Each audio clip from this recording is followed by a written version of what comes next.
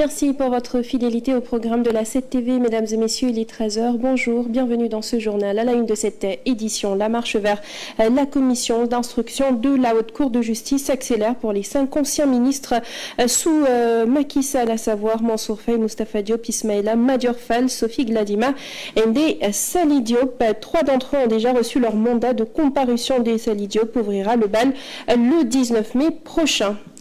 Et puis, dans son combat pour annuler l'arrêté portant cessation de parution et diffusion des médias non conformes au Code de la presse, le Conseil des diffuseurs et éditeurs de la presse du Sénégal a perdu hier une première manche. Le CEDEPS, néanmoins, ne désarme pas et prépare déjà la prochaine manche. Et pour terminer, la question de la criminalisation de l'homosexualité revient en force depuis quelque temps au Sénégal. Plus que jamais, les yeux sont rivés sur les autorités pour son application.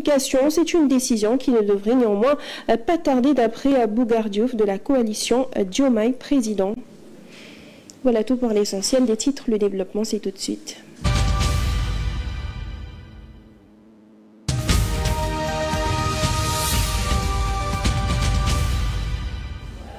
Et nous le disions à l'instant, Haute Cour de justice activée donc pour 5 ministres sous le régime de Macky Sall. 5 anciens ministres, bien sûr. Après l'adoption de leur mise en accusation, ces derniers seront bientôt face à la juridiction. 3 d'entre eux, à savoir Ndeye Saly Diop, ancien ministre de la Femme, Mansour Faye, ancien ministre du Développement communautaire, et de Moustapha Diop, ont déjà reçu leur mandat de comparution hier jeudi auprès de la division des investigations criminelles. Les auditions devraient démarrer dans 4 jours, c'est-à-dire le 19 mai prochain, avec l'ancien ministre de la Femme qui ouvrira le bal. Elle sera suivie de Moustapha Diop qui sera auditionné le 22 mai. Par la suite, le 26 mai, ce sera au tour de Mansour Faye. Une autre affaire en justice en attendant. Le juge des référés a statué sur l'arrêté portant cessation de parution et de diffusion de médias jugés non conformes au Code de la presse. Il a ainsi déclaré irrecevable la première requête en annulation introduite par le pool d'avocats dirigé par Maître El Hadj Amadou Sall. Ainsi, la bataille du Conseil des diffuseurs et éditeurs de presse au Sénégal contre les abus du ministre de la Communication se poursuit. Pour le CEDEPS, ce n'est que partie remise. Direction l'Assemblée nationale, les commissions ad hoc installées à l'Assemblée nationale pour les réformes à venir ont remis hier leurs conclusions au président El Malick Ndiaye. Le règlement financier et administratif, la méthodologie d'évaluation des politiques publiques ainsi que la numérisation des procédures et séances, autant de réformes proposées par les différentes commissions ad hoc. Mamadou Kanté. Le site vous. Ce lancement du nouveau site de l'Assemblée nationale n'est qu'une des multiples réformes déjà en cours. Les réformes que nous avons présentées aujourd'hui ne sont pas imposées d'en haut. Elles ont été construites collectivement à travers des comités ad hoc pluriels, rassemblant toutes les sensibilités politiques. Après les travaux des différentes commissions ad hoc, les conclusions sont ainsi remises au président de l'Assemblée nationale.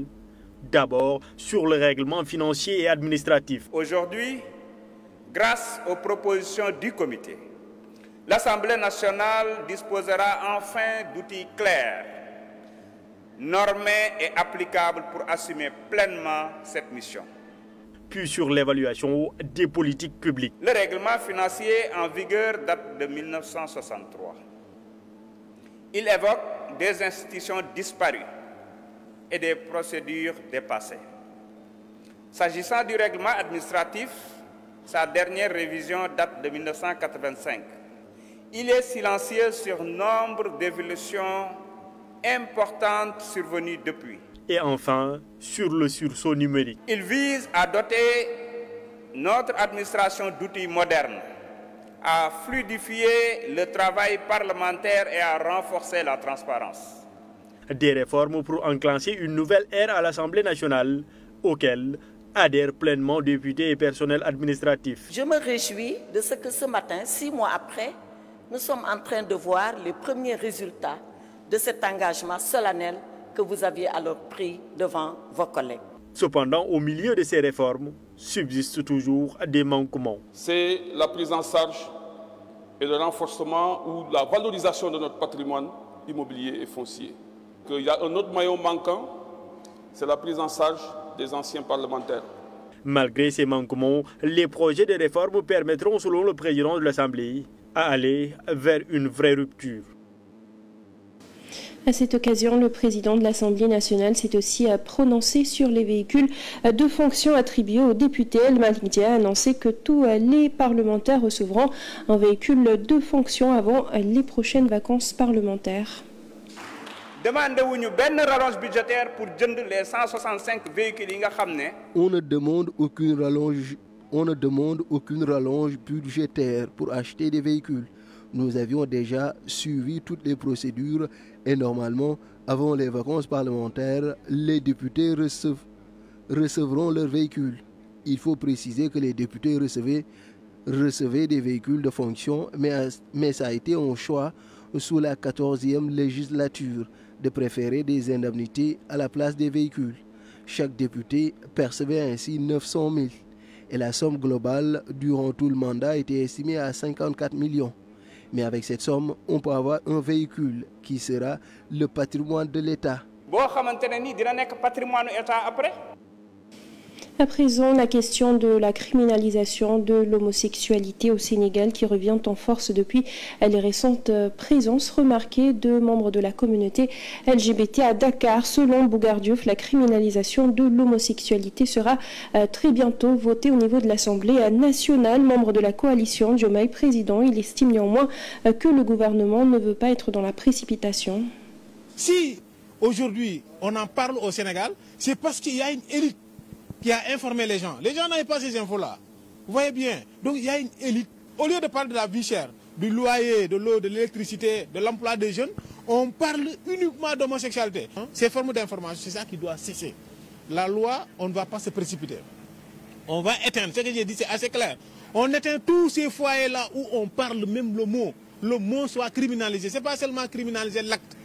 Et maintenant, si une fois ça c'est réussi, on avance petit à petit vers l'Assemblée nationale. On ne fera pas dans la précipitation pour criminaliser quelque chose. Par exemple, aujourd'hui, le viol. Vous voyez la manière dont la loi a été faite. On ne fera pas cette précipitation-là pour faire des erreurs. Ces erreurs qu'on va faire seront répétées sur la loi. On risque maintenant de dire, on va tuer un homosexuel, par exemple, si la loi disait ceci, quelqu'un va provoquer quelqu'un d'autre pour le faire quelque chose. Et une fois il va revenir, c'est des erreurs qu'on va faire. Donc il faut réfléchir doucement. Inch'Allah, quand le dossier arrivera à l'Assemblée nationale, rassurez-vous, il y aura les débats nécessaires, l'orientation nécessaire, et ça sera voté, ça sera criminalisé, comme nous, on l'avait promis aux Sénégalais. Toujours sur la question, l'opposition également met la pression sur le gouvernement. Selon Samba Ndong, c'est une promesse que les autorités avaient faite. Le coordonnateur des jeunes cadres de l'APR estime qu'il n'y a à ce jour plus d'excuses pour passer à l'acte. Les tenants du pouvoir actuel, qui, sous leur coalition d'alors, qui était Yewwi Askan Wi, presque leur communication gravitait autour de la question de l'homosexualité. Et ils disaient qu'ils allaient proposer une loi criminalisant l'homosexualité. Aujourd'hui maintenant, l'heure est là. Et tous les Sénégalais sont là, ils sont regardants.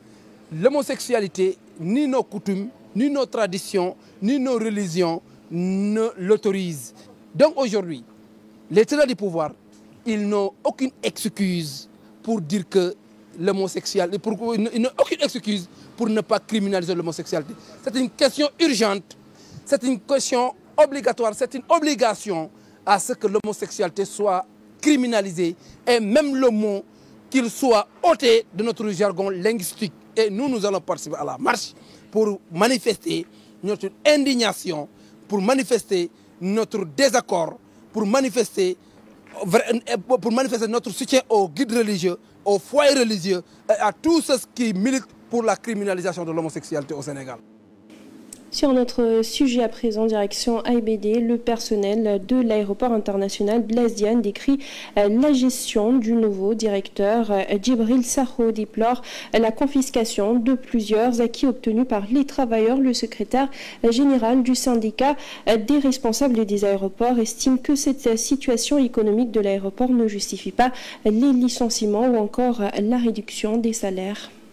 Dès le départ, je pense qu'une année après, c'est suffisant quand même de redresser énormément de choses et de remettre les choses sur la bonne marche. Mais quand on constate qu'on parle de bamboula à gauche, à droite, et au finish, on voit que ce sont les acquis obtenus de haute lutte des travailleurs qui sont repris et exhibés comme des trophées de guerre. Moi, je pense que ce n'est pas ça qui fait fonctionner AIBD. Il y a eu donc d'autres dépenses qui, pour soutenir de manière institutionnelle donc, les FDS, qui, pour soutenir des populations à travers la responsabilité sociétale d'entreprise, toutes ces ardoises étaient supportées par AIBD. À son arrivée, s'il stoppe tout cela et que véritablement qu'il dit avoir fait des économies de l'ordre de 63 milliards, il ne s'explique pas qu'on puisse véritablement reprendre au travail les acquis qu'ils ont eus depuis des années. Parce que même nous ne sommes pas dans une situation économique qui explique quand même qu'on réduise les salaires. Le plan social dont on parle pour diminuer le personnel, mais nous jugeons que le plan social n'a plus sa raison d'être à partir du moment où le DG lui-même a procédé à des reculs. Scandale au sein de l'école suite à la publication de vidéos obscènes à l'occasion de journées culturelles à Ziguinchor. L'inspection d'académie a décidé de suspendre toutes les activités du gouvernement scolaire. Selon Amidou Diédiou, secrétaire général national du syndicat des enseignants libres du Sénégal, l'administration devrait travailler à valider les programmes. Après Louga, c'est au tour de la région de Ziguinchor. L'inspection d'académie a pris la décision de suspendre les activités du gouvernement scolaire suite à la publication de vidéos obscènes lors d'une soirée culturelle. Selon le secrétaire général national du syndicat national des enseignants libres du Sénégal, il faut que toute la communauté éducative sente que l'école est un lieu sacré. Je pense que première chose, il faut que désormais l'administration de l'école, que ce soit un collège, un lycée ou même une école élémentaire, que l'administration de l'école travaille à regarder ensemble le programme. Journée d'activité, journée culturelle, excellente chose.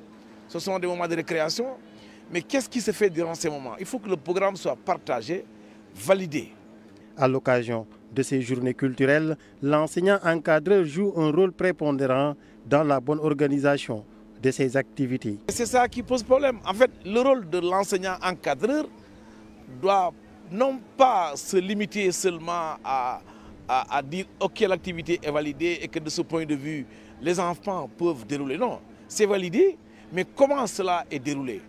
Parce que ce qui se passe dans durant ces activités doit être corrélé à ce à quoi nous croyons. Cette affaire intervient dans un contexte où les autorités éducatives s'investissent dans la refondation de l'école sénégalaise à travers l'initiative de transformation de l'éducation. Pour moi, ce qui doit se faire, c'est quoi? C'est travailler justement à sensibiliser les enfants. Qu'il y a de ces actions qui ne peuvent pas être tolérées dans une école. Parce que le sens de l'école, le rôle de l'école, ce n'est pas autre chose que de vulgariser les bonnes pratiques. En attendant, pour mettre fin à ces manquements, le ministère de l'Éducation nationale a pris certaines directives, dont revoir le contenu de chaque activité avant sa validation. La validation des plans d'action des gouvernements scolaires et de toute autre activité doit se faire à la chaîne de responsabilité administrative. Et toujours sur la question, suite au rappel à l'ordre du ministère de l'Éducation nationale, les élèves du lycée Blaise Diagne ont vu leur programme d'activité scolaire contrecarrer. L'Union nationale des parents d'élèves et étudiants du Sénégal, de son côté, prend le combat à bras-le-corps et a réfléchi à des pistes de solutions. Le gouvernement scolaire du lycée Blaise Diagne était en plein préparatif pour leurs activités scolaires, avant que la nouvelle ne vienne freiner les ardeurs de quelques-uns. Déjà, nous avons déjà suivi le programme tracé. Non, le tollé suscité par les activités scolaires du collège Saint-Antoine de Padoue de Ziguinchor a vraisemblablement motivé la circulaire du ministre de l'Éducation nationale. Comme on dit, à l'impossible, nul n'est tenu. L'école nous apprend à la fois le savoir-faire et le savoir-être, raison pour laquelle nous sommes tenus de respecter leurs décisions. C'est tout à fait normal que nous dépendions de l'école. Sir Adamassi, surveillant général de son état au sein Blaise Diagne, applaudit. Il prêche par ailleurs qu'il y ait un encadrement digne de ce nom, et ce, même dans les gouvernements scolaires. Les actes, il faut les varier, mais il faut qu'ils soient encadrés. Voilà. Parce que dans ce gouvernement, ce n'est pas seulement ces élèves-là qui se construisent le gouvernement. Il y a les parents, il y a les enseignants. Donc c'est un tout quoi. La communauté éducative doit s'y mettre, et vraiment les assister, les encadrer. Ça ne demande qu'un encadrement. Le président de l'Union nationale des parents d'élèves et étudiants du Sénégal, Abdoulaye Fane, joint au téléphone, va plus loin. Pour le respect strict des mesures, il préconise. Il va falloir que le ministère organise quand même des sessions d'information et à la fin de ces sessions d'information, inviter toutes les parties prenantes à respecter ces programmes qu'ils ont fait, de même qu'ils avaient fait au niveau de l'élaboration des règlements intérieurs. Mais s'émouvoir et après envoyer une circulaire, véritablement c'est une bonne chose, mais encore faudrait-il que quand même quelque chose de concret. Cette circulaire va-t-elle sonner le glas des dérives recensées lors des activités scolaires? Le wait-and-see s'interpose.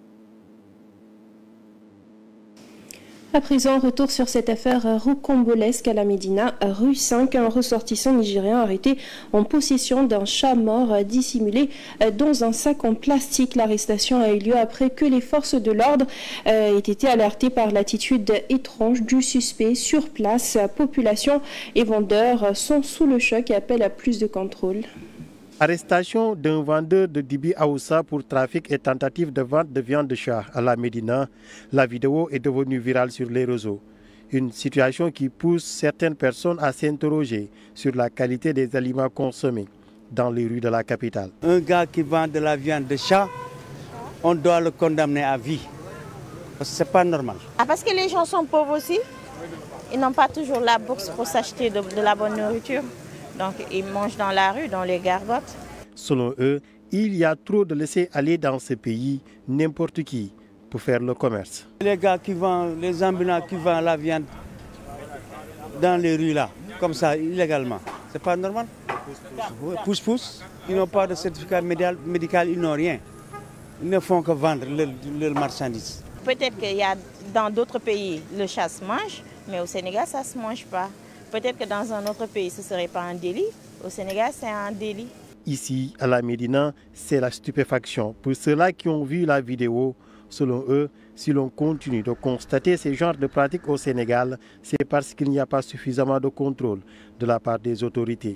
On doit faire des contrôles au niveau des quartiers, marchés et tout. Je pense que pour aider les gens, il faut beaucoup plus encadrer le secteur. C'est l'informel en fait. Il faut l'encadrer, essayer de faire des vérifications tout le temps. Cependant, ils appellent à ce que ce dernier soit sévèrement puni par la justice. À l'international, à présent, très rapidement, en Guinée, le rassemblement du peuple de Guinée, parti de l'ancien président Alpha Condé, a annoncé l'arrestation ce jeudi de son secrétaire permanent, Sékou Condé. Il s'apprêtait à prendre la parole devant les militants au siège du parti à Conakry lorsque les policiers et gendarmes ont stoppé le rassemblement. Selon le parti, ils souhaitaient dénoncer le comportement de cadres du parti soutenant la junte comme 27 autres partis. Le RPG a été suspendu en mars par les autorités du Comité national de rassemblement pour le développement, la junte à la tête du pays. Pendant ce temps, au Tchad, l'ancien Premier ministre Succé Masra a été interpellé ce vendredi à l'aube à son domicile. Sa demeure a été investie par des dizaines d'hommes armés, membres des corps de défense et de sécurité, qui l'ont amené vers une destination inconnue. Si aucun motif n'a été communiqué lors de son arrestation, le procureur de la République a par la suite accusé l'opposant d'incitation à la haine. Et pour terminer, l'ancien président gabonais Ali Bongo et sa famille qui sont arrivés ce vendredi en matinée à Luanda. La nouvelle intervient 5 jours après la sortie de prison de l'épouse Ali Bongo, Sylvia, et son fils Noureddine. La mesure met ainsi fin à 19 mois de captivité à Libreville après le coup d'État du général Brice Clotaire Oligui Nguema. La présidence angolaise affirme que c'est le fruit d'échanges entre le président angolais et Brice Oligui Nguema lui-même. Et nous passons tout de suite à la revue de presse. Bonjour, les quotidiens parvenus ce vendredi annoncent une nouvelle étape dans la reddition des comptes avec la notification d'un mandat de comparution devant la Haute Cour de justice. Wolf Quotidien souligne que c'est le début des ennuis pour Mansour Faye et les autres ministres concernés. C'est parti pour les interrogatoires. Les magistrats de la commission d'instruction de la Haute Cour de justice, les 5 ministres concernés ont tous reçu leur mandat de comparution hier jeudi auprès de la division des investigations criminelles. L'observateur précise que Ndeye Saly Diop ouvre le bal le 19 mai, suivi de Moustapha Diop le 22 mai et de Mansour Faye le 26 mai. Le journal plonge dans le secret des mandats de comparution. Après la mise en accusation des 5 ministres, la Haute Cour de justice se met en branle avec la notification des mandats de comparution aux mises en cause, selon le journal. Last titre, la ronde des 5 ministres devant la Haute Cour de justice, et cela démarre lundi. Selon le journal, les 5 majeurs passent à partir de lundi. Même son de cloche pour les Échos qui mentionne que Moustapha Diop et Mansour Faye devant la commission d'instruction. Ils ont reçu leur mandat de comparution à la DIC. Ce sera le défilé d'anciens ministres qui commence la semaine prochaine. Selon le quotidien, ces ministres seront entendus incessamment devant la commission d'instruction de la Haute Cour de justice pour des manquements liés à leur gestion, à savoir des faits de justification de dépenses, absence de pièces justificatives relatives à des dépenses de paiement sans service fait, surfacturation, entre autres.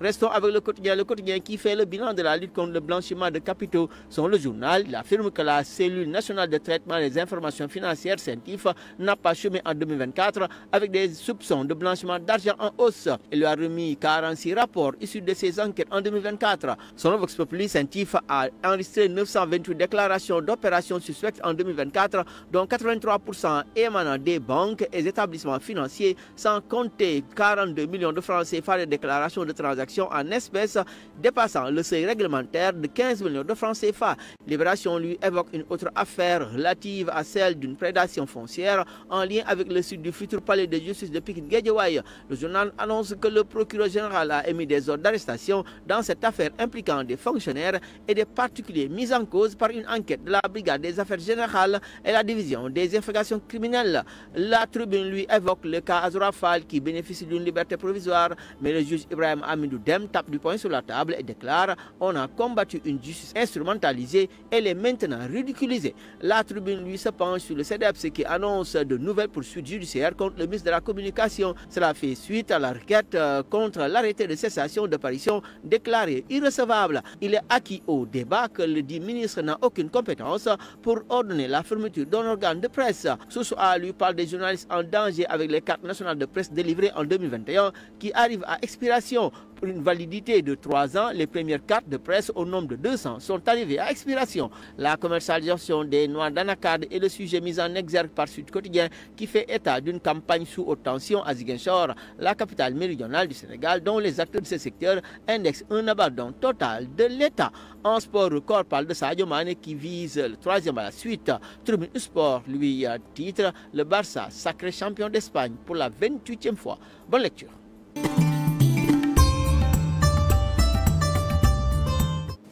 Et c'est la fin de ce journal. Merci à vous de l'avoir suivi. À 14h, comme toujours, vous avez le Wolof. Merci, bonne suite de programme sur la 7 TV.